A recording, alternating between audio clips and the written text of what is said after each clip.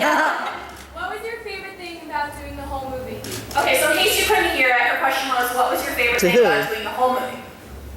Is it down the line? Yeah, let's do it. Not to be weird about it, it was actually getting to direct my brother's script. The fact that we tried to work together for years, and I always felt like I understood how to do dialogue. And other directors have messed it up for years, in my opinion. And I was like, but finally I have my shot, and this is something that's really distinctive and cool and fun. Aw, that's cute. Aww. Zoe.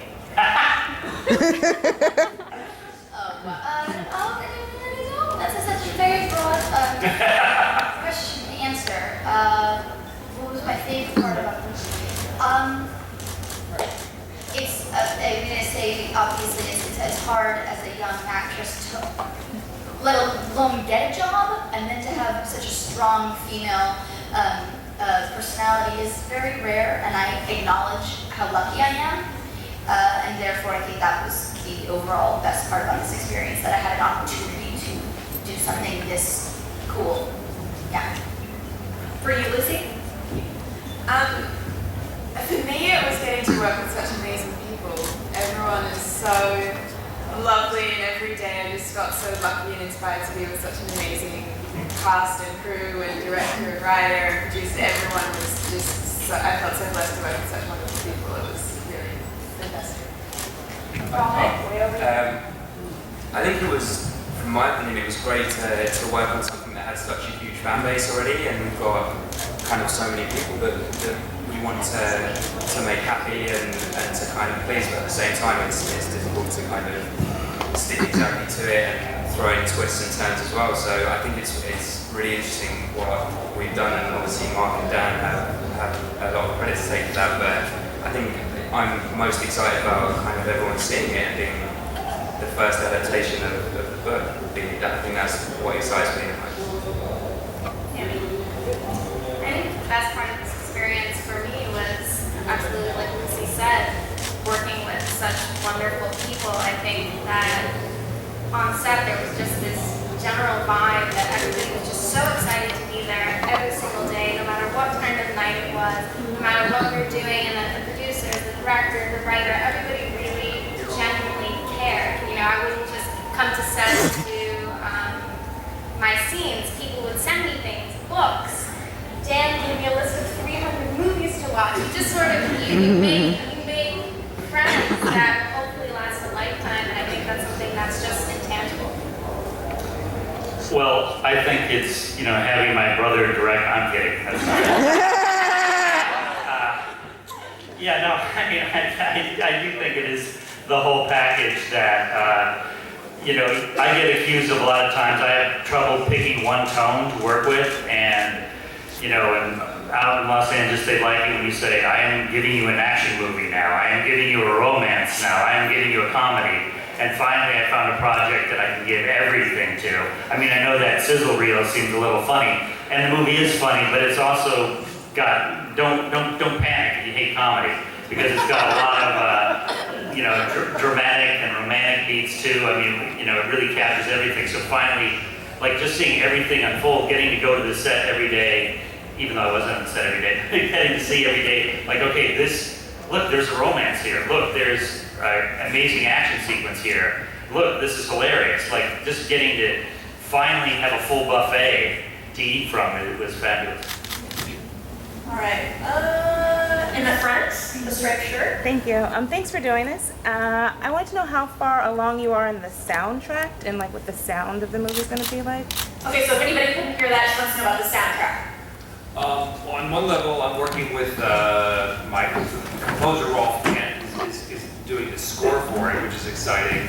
He does all Alexander Payne's movies, all Jason Reitman's movies, and all of my movies too.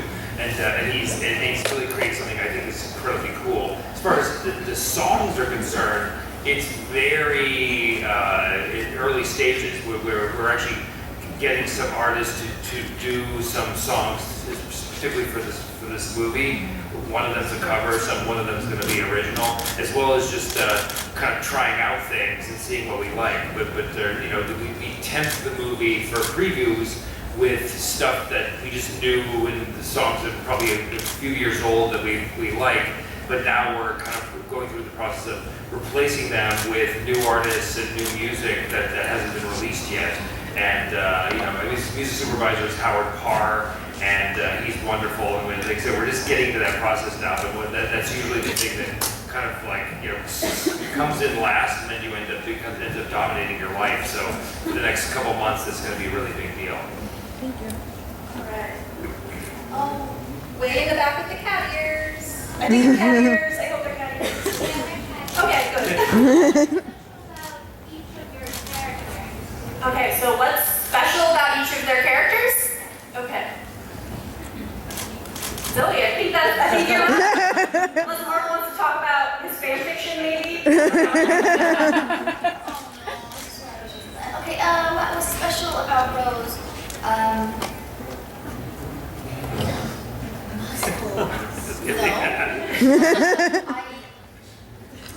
There are very many redeeming qualities in Rose, and she is someone who is very likable, but I think what's special about her is that she, as a protagonist, it's not often that you see the heroine making a lot of mistakes, and not always doing it right, and not always being the best version of themselves. And I really think that's special in that character. Between Michelle and Dan, I think it's been accomplished that this character is not one-dimensional in that sense, and I find that to be very special among many other qualities, if that makes sense. If I can add something that's special about Rose before I say about Lissa is that she always puts Lissa first and is so selfless in that way. I think that's such a beautiful thing about her character. Zoe and I always talk about that. She's so giving. For Lissa, I feel like her sensitivity and she goes through a lot of different tones through the film as she's battling her inner demons and the powers and the effects of the powers. And there's moments where you doubt whether she is so loving. But for me, her loving nature and her huge heart and the way that she is so affected by everything around her and so caring and can't stand to see creatures hurt or people hurt, that affects her so much. I think that is something about her that's just beautiful, and I felt really lucky to get the chance to play that.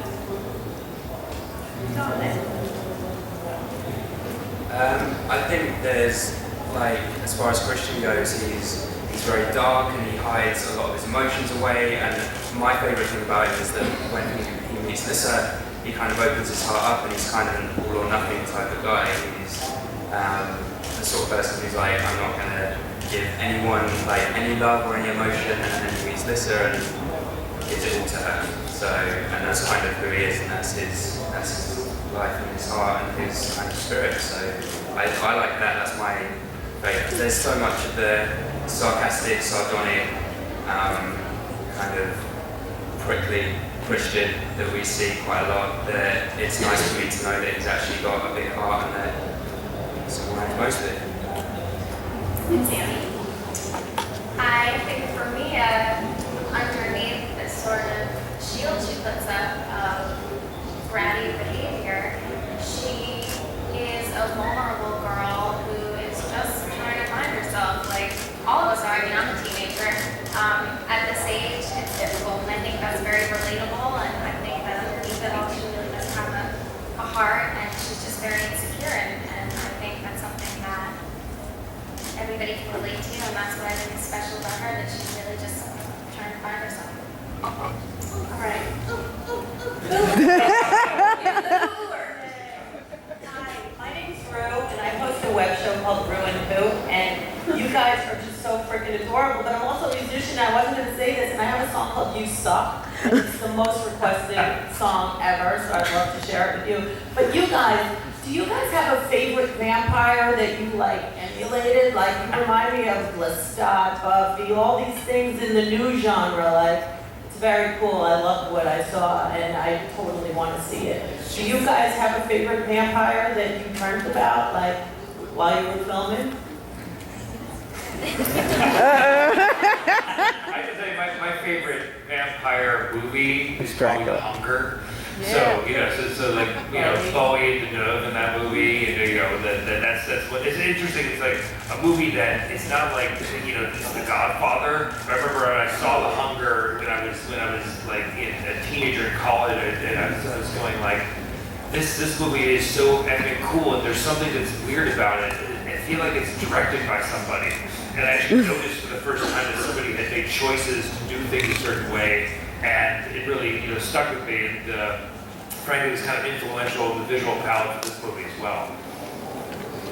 I felt like the Moroi vampires were so different to any vampires that I'd seen in movies before, that because they have these powers and they're living, and it wasn't really like you could take a direct influence from one vampire. It was more studying the general vampire genre and kind of thinking about how to go from that into a much more almost spiritual kind of vampire, because they value life so much that they need guardians to protect them, and it's more about life than it is about death in a lot of ways. And I think that contrast between like the Moroi race and the Strigoi kind of is highlighting how important it is to live, and I think that's something that no vampire movie